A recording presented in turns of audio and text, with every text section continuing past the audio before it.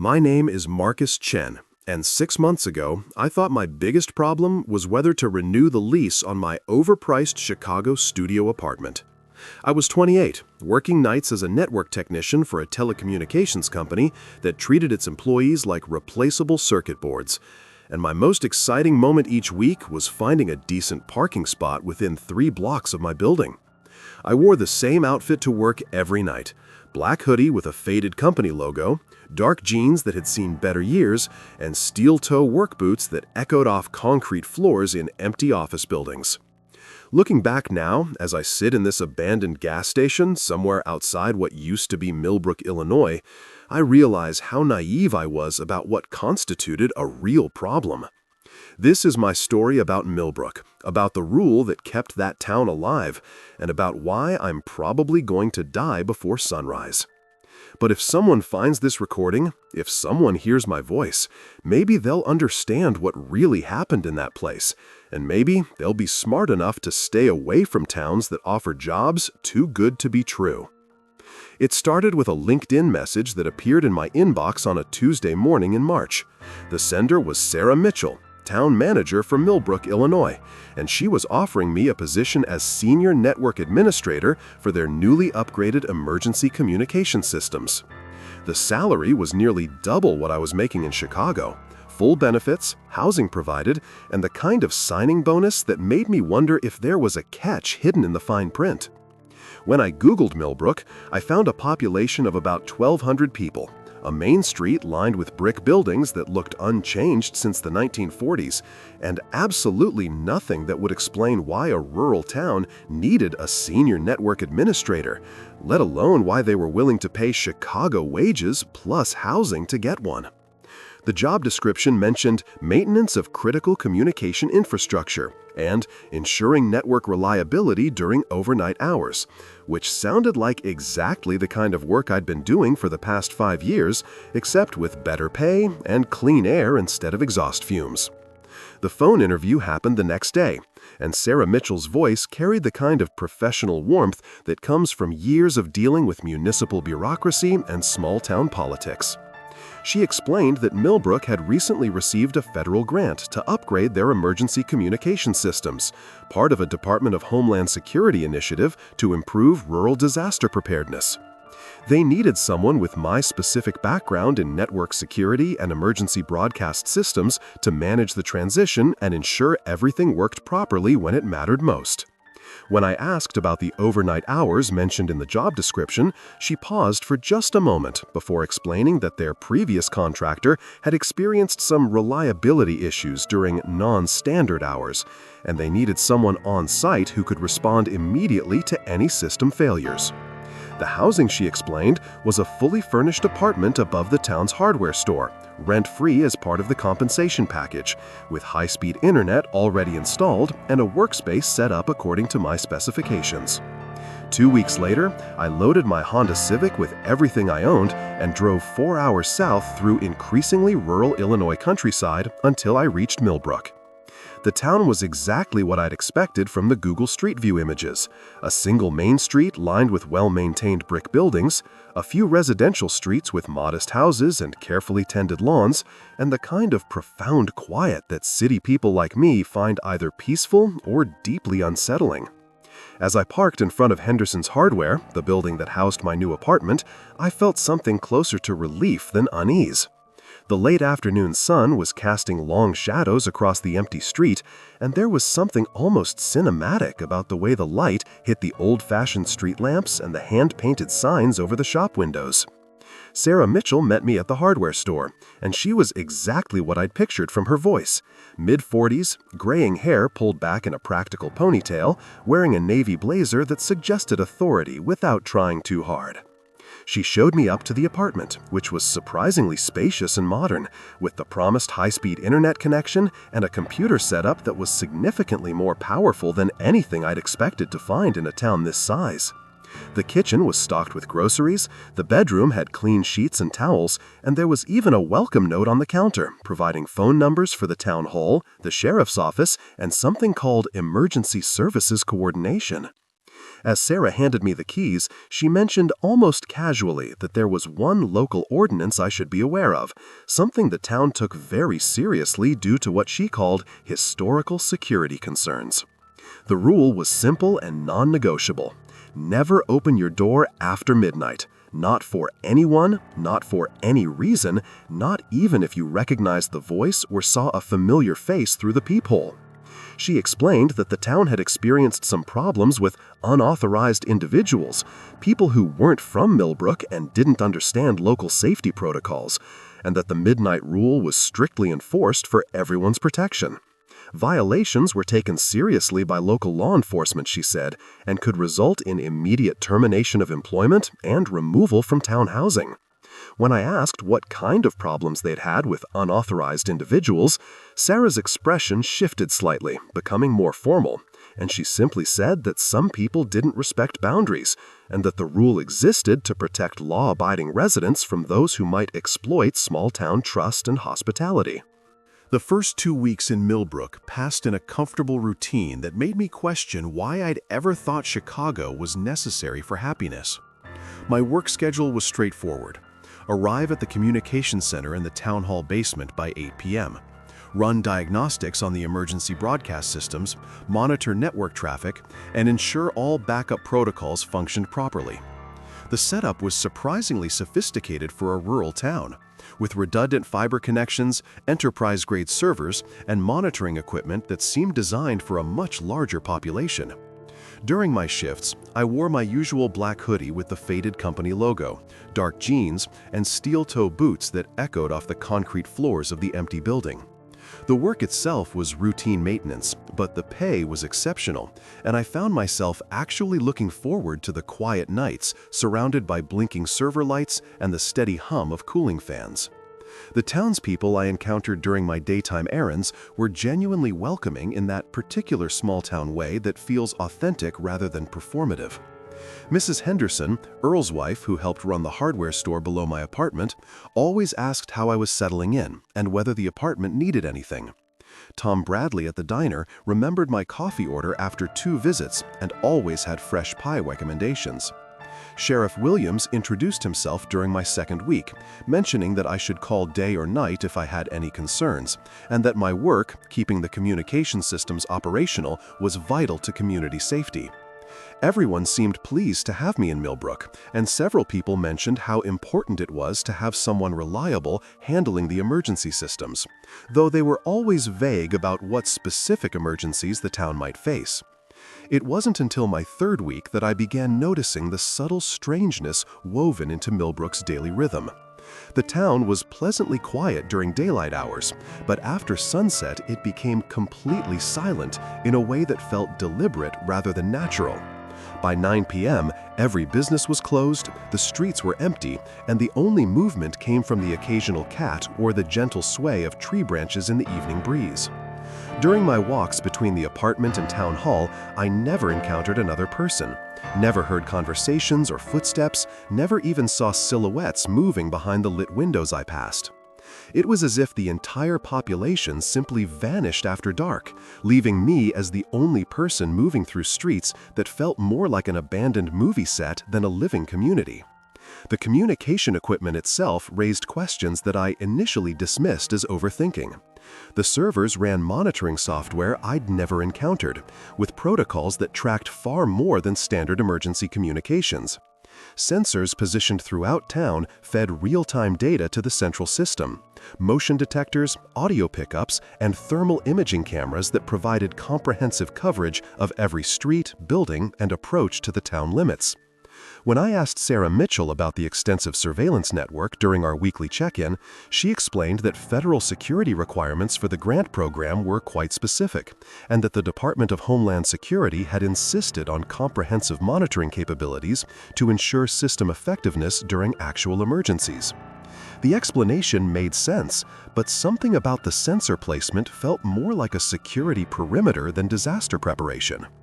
On a Thursday night during my 4th week, I was finishing routine diagnostics when the first anomaly appeared on my screens.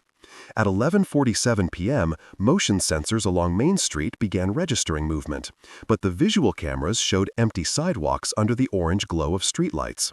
I switched to thermal imaging and saw a heat signature moving slowly down the street toward the hardware store, human-sized but moving with an odd stuttering gait that didn't look natural on the grainy display. The signature stopped directly in front of my building and remained stationary for exactly 7 minutes before disappearing from all sensors simultaneously. I logged the incident as a possible equipment malfunction and made a note to check the sensor calibrations the next day. When I returned home at 6 a.m., I found muddy footprints on the stairs leading to my apartment door. The prints were human-shaped but larger than any normal shoe size, and the mud had a strange, oily consistency unlike anything I'd seen around Millbrook. More disturbing was the pattern. The prints went up the stairs, stopped at my door, then simply ended with no corresponding prints leading back down or continuing in any direction. I photographed them with my phone before cleaning them up and spent the morning researching Millbrook's history online, looking for any information that might explain the midnight rule, the surveillance system, or whatever had visited my door. The next night, I paid closer attention to the monitoring systems, specifically watching the feeds that covered residential areas. At 11:52 p.m., I detected the same thermal anomaly again, this time audio pickups registering what sounded like footsteps, but with an irregular rhythm that suggested something was wrong with the walker's gait. I watched the heat signature approach the hardware store again, but this time I was ready. I switched between camera feeds trying to get a visual confirmation of what was generating the thermal reading. On the standard cameras, I saw nothing but empty street. On infrared, I saw a figure standing directly below my apartment window, looking up. At exactly midnight, my phone erupted with the emergency alert tone that makes your heart stop. The screen blazed red with white text. Emergency alert. Millbrook County. Shelter in place immediately. Do not open doors or windows. Do not respond to familiar voices. Avoid eye contact with unrecognized individuals. This is not a test. My hands shook as I read the message, and I realized that everything Sarah Mitchell had told me about historical security concerns and unauthorized individuals had been carefully chosen understatement. The midnight rule wasn't superstition or small-town paranoia, it was survival protocol for something that came out after dark, something that the entire town's infrastructure was designed to monitor and contain. As I stared at the alert on my phone, I heard the first knock on my apartment door, soft and polite, exactly the way a neighbor would knock. The knocking started exactly 30 seconds after the emergency alert faded from my phone screen. 3 soft taps that seemed to vibrate through the old wood of my apartment door and settle into my bones like a tuning fork. I stood frozen in the middle of my living room, wearing my black hoodie, dark jeans, and steel-toe boots. Every muscle in my body locked in place as my brain processed what the thermal sensors had shown me just minutes before, a heat signature that didn't move like anything human should move. The knocking came again, same rhythm, same gentle politeness that any reasonable neighbor would use. And then a voice that made my blood turn to ice water called through the door in my father's exact tone, the same inflection he'd used when I was 12 and afraid of thunderstorms. "Marcus, son, it's okay to open up. Everything's going to be fine." My father had been dead for 3 years, buried in a cemetery outside Chicago after a heart attack that took him while I was working a night shift and couldn't answer his final phone call. But the voice was perfect, down to the slight rasp he'd developed from 40 years of cigarettes and the way he always paused before saying my name when he was trying to comfort me. I backed away from the door, my boots echoing off the hardwood floor, and grabbed my laptop to check the surveillance feeds from the town hall system. The thermal imaging showed the same narrow heat column standing directly outside my door, but when I switched to the standard cameras, the hallway appeared completely empty under the flickering overhead light that Mrs. Henderson always kept burning for security. The audio pickups registered the knocking sounds and the voice, but the visual spectrum showed nothing, as if whatever was speaking existed in a frequency of reality that normal light couldn't capture. I opened the secure network console I wasn't supposed to have access to and found a restricted channel buzzing with radio traffic between what sounded like military personnel using call signs I didn't recognize. Night watch to base. We have active solicitation events on Main Street, count 17, all residential targets, maintain containment protocol. Another voice responded immediately. Copy Night Watch, perimeter is secure, no breaches detected, log all verbal contact attempts for analysis. The thing outside my door spoke again, this time using my mother's voice from a phone call we'd had just 2 weeks before I moved to Millbrook, asking about my new job and whether I was eating enough vegetables, the exact words she'd used, including the little laugh she made when she worried she was being too maternal. I had never told anyone in Millbrook about that conversation, had never mentioned my mother to any of the townspeople, but somehow this thing knew not just her voice, but the specific content of our private discussions. My hands shook as I accessed deeper levels of the surveillance network, finding directories labeled with clinical precision: subject behavioral analysis, vocal pattern synthesis, psychological profile database. Inside these folders were audio files containing hundreds of recorded conversations from every resident in Millbrook, phone calls that had somehow been intercepted and cataloged, family discussions that had been analyzed and broken down into emotional triggers and vulnerability patterns. Through my apartment window, I could see similar scenes playing out across the residential streets, heat signatures standing motionless outside houses while the audio sensors picked up fragments of voices calling through doors, pleading, cajoling, using the exact words that would be most likely to make each specific resident open up and invite disaster inside. On Maple Street, I watched thermal readings show an elderly man approaching his front door, and the radio crackled with urgent voices. Breach attempt at 247 Maple, subject responding to maternal vocal synthesis, intervention required immediately.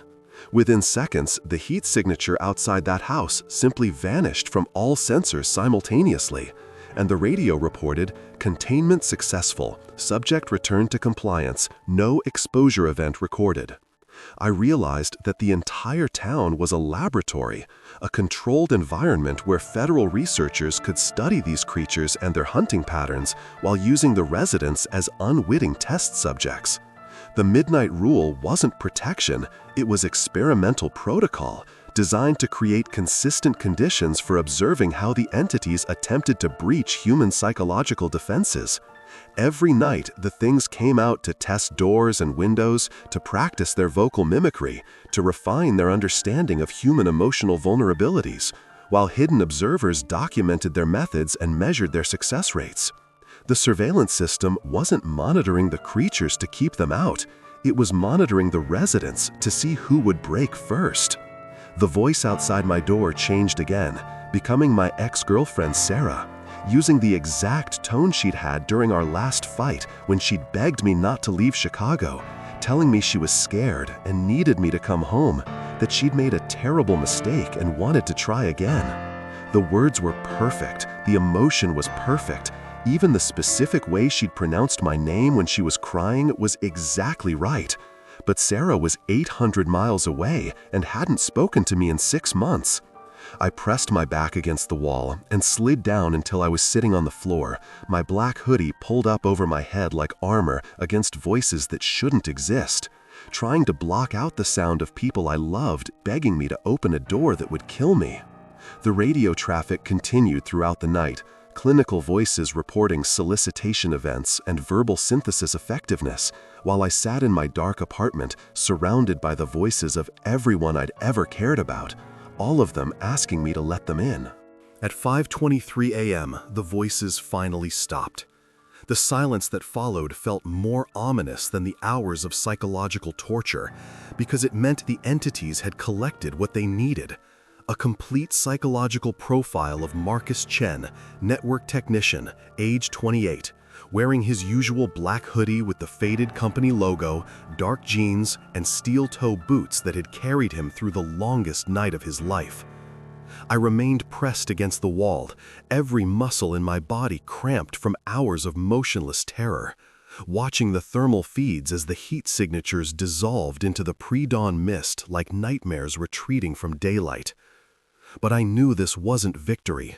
It was data collection, and tonight they would return with refined tactics based on everything they'd learned about my vulnerabilities. The morning brought horrifying clarity as I dove deeper into the restricted surveillance files. The entities weren't invaders. They were research subjects designated as Echo-class solicitors in documents stamped with federal agency seals I'd never seen before. Millbrook wasn't a town. It was Laboratory Site 7, a controlled environment where researchers studied boundary negotiation behaviors and psychological penetration techniques using unwitting human subjects as test cases. The Midnight Rule wasn't protection. It was experimental protocol designed to create consistent conditions for observing how the creatures refined their mimicry abilities while measuring human psychological breaking points under sustained pressure. Every resident's phone calls had been intercepted and analyzed, their emotional vulnerabilities cataloged in clinical detail. The surveillance network I'd been maintaining wasn't monitoring the creatures to keep them out. It was monitoring us to see who would break first. My job offer, the generous salary, the convenient housing, everything had been designed to lure someone with my specific technical skills into a position where I could maintain their systems while simultaneously being studied. Even my access to the restricted files had been deliberate, part of measuring how quickly an intelligent subject would discover the truth and how they would respond to that knowledge. As I studied the perimeter sensors and guard rotations logged in the system, a desperate plan began forming. The old railway tracks on the western edge of town ran through a corridor of dead zones where the newer surveillance equipment hadn't been fully integrated. It was risky, requiring me to cross open ground and navigate dense woods, but the sensor coverage had gaps during the 3 a.m. shift change when the night watch transitioned to automated systems. I spent the day memorizing patrol patterns, identifying the precise 17-minute window when human oversight would be minimal. That evening, I made my final preparations. I packed water, basic supplies, and most importantly, configured my phone to tap into the encrypted Night Watch radio frequency. At 11:45 p.m., I put on my black hoodie and boots for what I hoped would be the last time in Millbrook, then initiated a carefully planned system disruption. Using backdoor access I'd built during my initial setup, I triggered false alarms across the eastern sector, flooding the central server with ghost data that would take precious minutes to identify and correct. The radio erupted immediately. Multiple breaches reported Sector Gamma, all units redirect to eastern perimeter, Echo class activity confirmed. Vehicle lights swept past my window as the Night Watch units raced toward the fabricated emergency, leaving the western approaches temporarily undermanned. This was my window. I slipped out through the hardware store's rear exit, moving silently through streets thick with unnatural mist that seemed to cling to the skeletal trees and blur the edges of reality. The creatures were active, their keening wails echoing between houses as they conducted their nightly psychological experiments. I saw one near Elm Street, a pale, impossibly tall figure with elongated limbs, its head twitching with mechanical precision as it tested a door with the voice of someone's dead child. It didn't notice me, focused entirely on its assigned human subject, and I used its distraction to reach the town's edge where rusted railway tracks disappeared into dark woods. The old sensors here were partially offline from my hack, their red indicator lights blinking erratically as I scrambled over the crumbling fence. My hoodie caught on loose wire, tearing as I dropped into the overgrown railway cut, but I was beyond the primary surveillance perimeter. Behind me, Millbrook's emergency lights painted the sky red, and I could hear the Night Watch radio crackling with confusion as they realized the eastern alarms were false. Soon, they would discover my absence and begin searching, but I had a head start in terrain they couldn't monitor effectively. I ran through the dark woods, steel-toe boots finding purchase on the old railroad ties, following the abandoned tracks deeper into wilderness that felt genuinely empty after weeks in Millbrook's surveilled nightmare. Hours passed before I finally stopped, exhausted, in what appeared to be genuine countryside with no hidden sensors or federal research facilities. But as dawn broke over unfamiliar landscape, I realized my escape had only revealed the true scope of the horror. 6 months later, I live in a different kind of hiding, moving frequently, never staying anywhere long enough to establish patterns. I monitor emergency frequencies and have found evidence of similar laboratory towns across rural America, places with strange rules, unexplained curfews, and residents who don't realize they're experimental subjects. The job offers still come, always too good to be true, always in small towns that need someone with my technical expertise to maintain their emergency communication systems. I still wear the black hoodie and boots because consistency anchors me when the nights grow quiet, and I remember the sound of my father's voice calling through a door I was smart enough never to open. Sometimes, just before midnight, my phone buzzes with local emergency alerts I never signed up for, and I know they found my location again. When that happens, I pack quickly and drive until sunrise, because the most important lesson Millbrook taught me is this: some rules exist to protect you, but others exist to protect the things that want to study how you die. And the worst part is, you never know which kind you're following until it's too late.